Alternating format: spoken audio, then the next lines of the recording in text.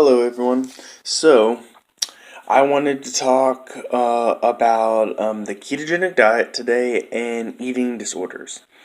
So, I saw in a comment on somebody's video that you cannot do keto if you have a bad relationship with food or if you have like eating disorders. And binge eating was one of the ones that people think that you shouldn't do keto if you have an eating disorder because it's going to make your eating disorder worse. I completely disagree with that. So, at least as far as it goes with binge eating, so a lot of times, I don't think I've ever really personally binged. I have eaten in excess a lot, but I don't know if I'd go far to say that I've ever binged. But I definitely have done maybe a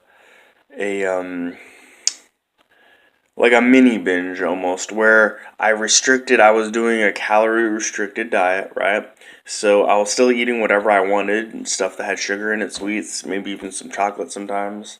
But I was doing it with all within my calorie limit, right? But then, I did that for a week or 2 weeks, but then it's just like I was hungry all the time. I thought, to lose weight, you need to be hungry, which is not true. So, after 2 weeks of doing it or something, I would go and just be like, okay, whatever, and just go in the cabinet and eat a bunch of stuff, not good for you. I don't know if you'd qualify that's like a little mini binge because I didn't like completely go all out. I ate a bunch of different stuff until I felt full.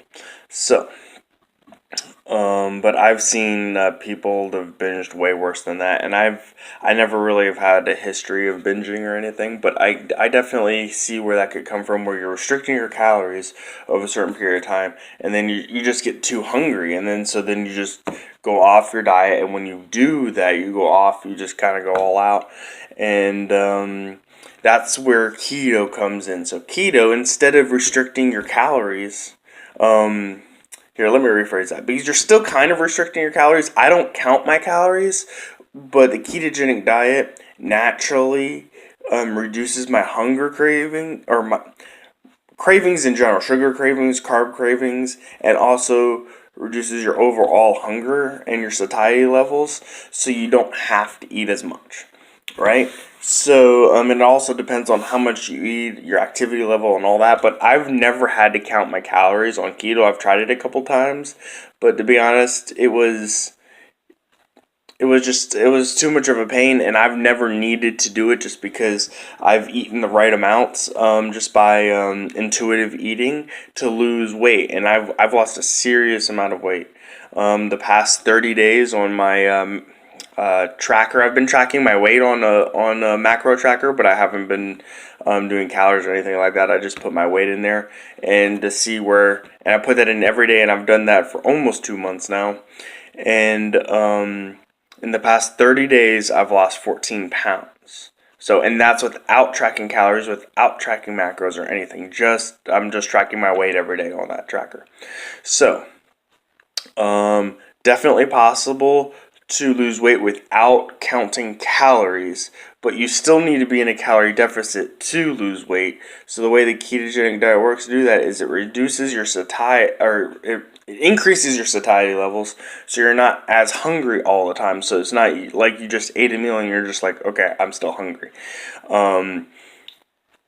So in that way, it reduces your satiety. Also, the ketogenic works on reducing your insulin levels, which is good for you, which helps prevent diabetes or reverse diabetes type 2, or helps reverse pre-diabetes and stuff like that. But, and supposedly reducing your insulin, having low insulin levels makes you burn fat easier. But I haven't really seen the studies where people have eaten the same amount of calories, one's high carb, one's low carb, and one loses more weight than the other. I've seen one where they lose the same amount of weight, but one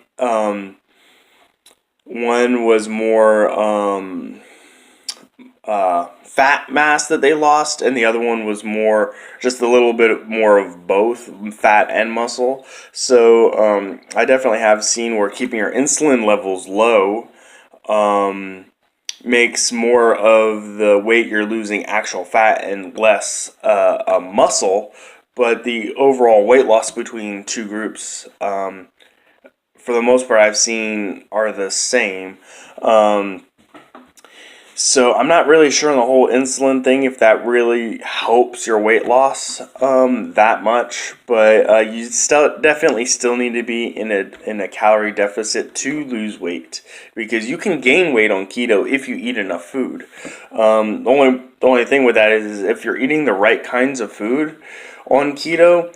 Whole foods is what I suggest. So like eggs, like bacon, like chicken, like beef, like just whole products. And you can do other stuff too. You can do baked goods with, like almond flour and stuff like that. I don't suggest doing like a ton of that kind of stuff, just because that's less like a whole food, like a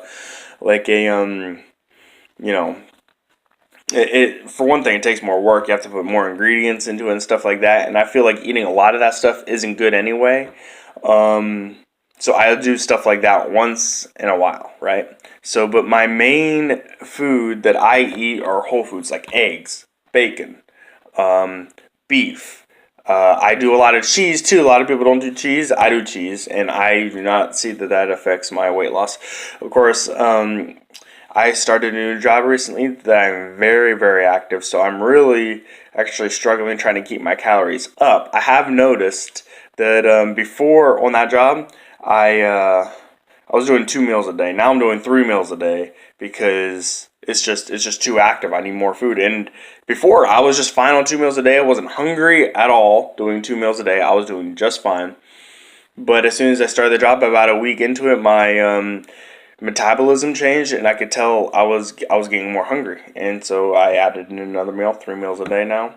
So that's why I think intuitive eating definitely works in that regard. But back to the main topic, that keto can fix binge eating disorder. I really feel like, because you can decrease your calories, so you're in a calorie deficit without being hungry all the time.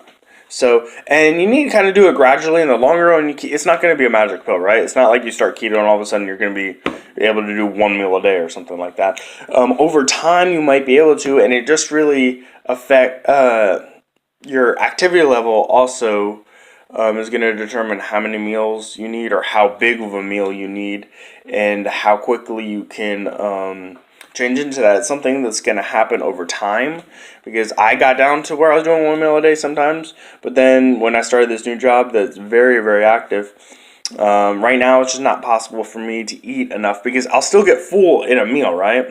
But then I'll get hungry in another 6-7 hours. So it definitely keeps me full for a good long time, but then I do get hungry again. So doing 1 meal a day just right now isn't possible for me, because I can't get enough calories in within 1 meal. So because I just started a job, it's in a warehouse, and between 8-10 hours, even 11-12 hours a night sometimes, and I'm very, very, very active. So I'm probably burning through 4,000-5,000 calories, 5,000 calories a day probably when I'm working. But anyway, this is going to be the end of the video. So guys, leave your comments below. Please remember to subscribe and like this video. Alright, see you guys later. Bye.